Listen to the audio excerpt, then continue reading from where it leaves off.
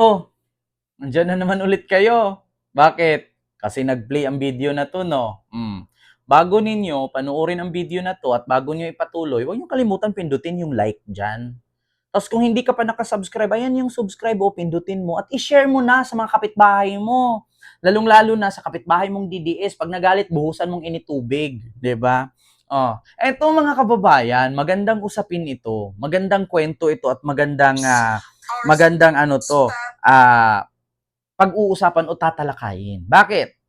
Alam naman po natin ngayon na sikat at trending sa buong mundo itong si dating Presidenteng Rodrigo Roa Duterte.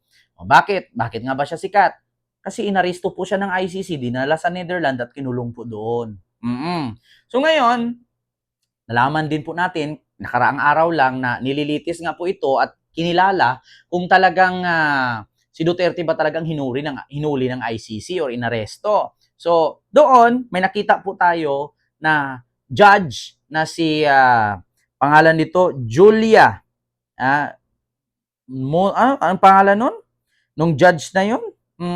Basta yung hurado ng ICC, paki-comment nga dyan mga kababayan kung sino yung hurado ng ICC dyan na si pangalan nito, no? ICC judge, no, na inanuhan nila, sinira nila, no, yung pangalan ni Judge Julia Mutok. Oo, si Judge Julia Mutok, yung blonde hair, oo, na pinutakte nitong mga supporters ni Duterte. Alam nyo, sa totoo lang sa ginagawa nila ng mga supporters ni Duterte, instead na kakampihan ng ICC si Digong at palayain, ito na siguro yung tulay na lalong hindi makakalaya si Duterte sa ginawa ng kanyang mga supporter.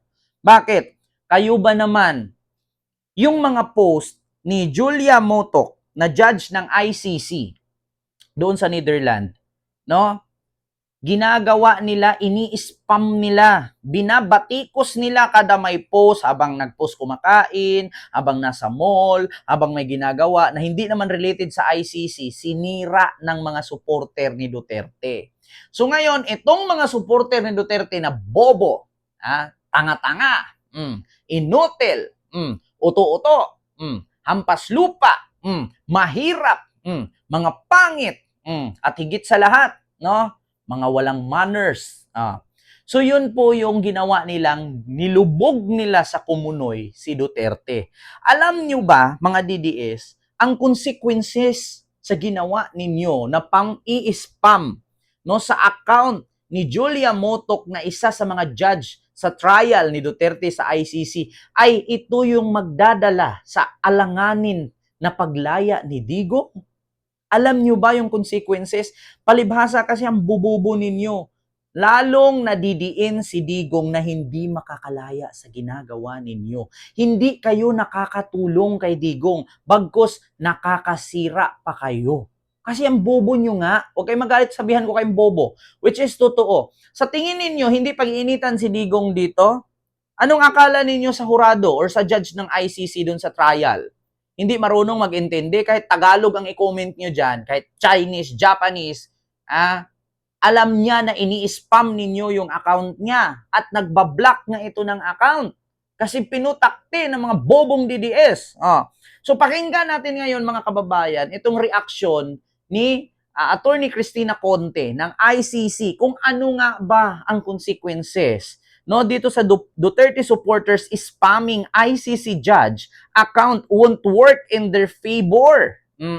So pakinggan natin itong si Attorney Cristina Conte sa interview ni Karen Davila ng ENC kung ano ang consequences at ano ang kahinatnan sa ginawa ng mga supporter ni Duterte. Ito po, mga kababayan. So ayan po ayan si Attorney Conte at si Karen Davila. Pakinggan natin, hindi ko lang i-view dito kasi makapiright naman po tayo. So pakinggan natin. Conte, I want to ask you to close.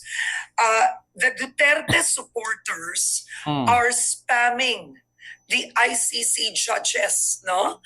They are apparently attacking the websites. How does this affect? Ayan attacking the website. Kita nyo naman kung anong ginawa ng mga Duterte supporter sa website ni Julia Motok na isa sa mga ICC judge, no? Sa Netherlands na kung saan si Digong naroroon ngayon. Ano kaya ang consequences dito? Tignan mo, binaboy nila ang social media ng isa sa mga hurado. Akala siguro nila sa ginawa nilang ito, no, makakalaya si Digong. Hindi. Mas lalong madidiin si fentanyl dito. Ito na.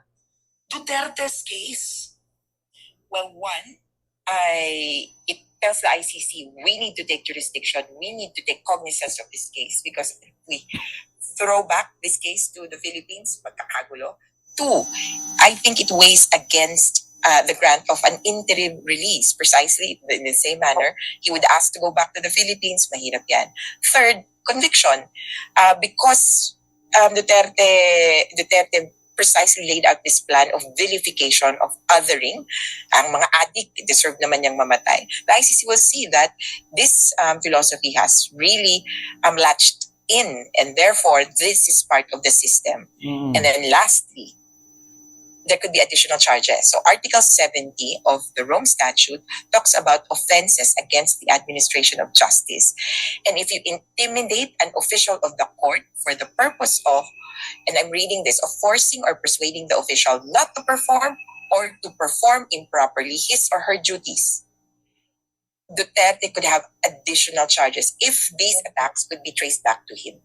Oo. Nako, sabi ko nga sa inyo yung mga pamiluso po daw ni Duterte, no, doon pa lang tinitignan na ng ICC yan na, adik ka, kailangan mong mamatay kahit walang due process. Yun pa lang daw pinag-initan na ng ICC. Lalo ngayon, pwedeng magkakaroon ng charges si Duterte dito sa ginagawa ng kanyang mga supporter. Magkakaroon na naman siya ng panibagong pag-iinitan siya. Kaya kayong mga DDS ang bubobo ninyo, no? Ewan ko sa inyo kung tinutulungan ba talaga niyo si Digong makalaya o tinutulungan yung madiin doon. Alam nyo mga DDS, ito itatak nyo sa isipan ninyo ito. Alam nyo ba na ang batas ng Pilipinas ay walang power para pauwiin si Digong at hindi tayo pwedeng magpasa doon, no, ng petition para pabalikin si Digong dito kasi wala tayong jurisdiction. Ngayon, ang bukod tangi lang na maitulong ninyo kay Digong, ipagdasal nyo siya. 'Di ba? Na hindi magkasakit at gumaling siya sa kanyang sakit at malakas ang kanyang pangangatawan. Kasi yung pagsisigaw-sigaw ninyo dyan sa social media, paninira ninyo sa mga judge sa ICC, hindi nakakatulong kay Digong yan.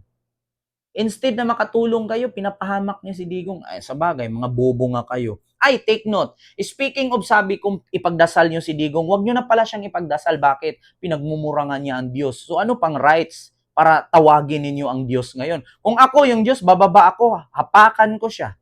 Yeah? Busy si Lord. Wag niyo nang hanapin si Lord. Nag-EML kami. Oo. So, wag niyo nang hanapin si Lord. Busy siya. Ayaw niya sa mga taong tampalasan. Kung ako naman si Lord, how dare you to call me? Dati, ginawa mo kong bullshit, di ba? Sabi mo, stupid God. Tapos ngayon, maghanap kayo ng God. Mabulok ka dyan. Kaya, kayong mga DDS, no? Utak gamitin. Sa bagay, mayroon naman tayong kasabihan na, when emotions are high, ang isip is low. Di ba? So, i-continue natin. So kumbaga, hindi nila tinutulungan si Oo. ating Pangulong Duterte.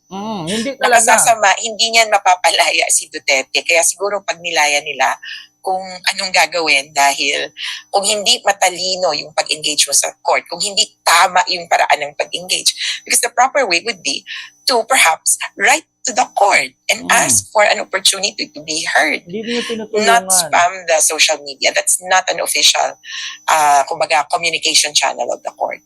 Yeah. Well, on that note, thank you so much for joining me today. Attorney Diba? Ayan si Attorney Cristina Conte kay Karen Davila. Si Karen Davila na mismo nagsabi, hindi niyo tinutulungan si Duterte, mga DDS. Mas lalong idiniin ninyo at mas lalong iniipit ninyo si Duterte sa loob ng kulungan. Labag daw po sa batas sa Rome Statute, no? Statute. Or statute. Oo. ang ginagawa ninyo. So, hindi kayo nakatulong. Kung ako sa inyo, manahimik na lang kayo. Manahimik kayo, magtrabaho kayo para sa kakaunlad ng buhay ninyo. Bakit? Si Digong, kahit nakakulong doon, parang nasa hotel. According kay Sara Duterte, nasabi daw ni Digong sa kanya, para siyang nasa hotel, di nga lang makalabas. At pangalawa, si Digong, kahit mamamatay yan, bilyonaryo na yan kasi marami ang nanakaw sa kaban ng bayan. Kayo, mamamatay kayong bobo, mamamatay kayong tanga, mamamatay kayong inutil, mamamatay kayong uto-uto, mamamatay kayong hampas lupa, mamamatay kayong pangit, at higit sa lahat, mamamatay kayong worker. Si Digong, mamamatayang billionaire. Yun ang totoo. Yun ang katotohanan. Kahit anong mangyari kay Duterte, bilyonaryo na yan. Na-reach na niya yung kanyang achievement sa buhay. Naging presidente na siya, naging most powerful siya sa isang bansa. Kayo, anong narating ninyo sa buhay? Yung pagiging tanga, ututo, inutil, lampas lupa, mahirap, pangit at bobo? My God. Si Duterte mamamatayang billionaire, kayo mamamatayang worker.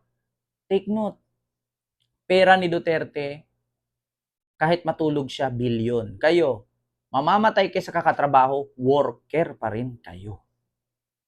Mark my word. Sad to say, but it's true. So yun lang, maraming salamat and see you next vlog. God first. Thank you.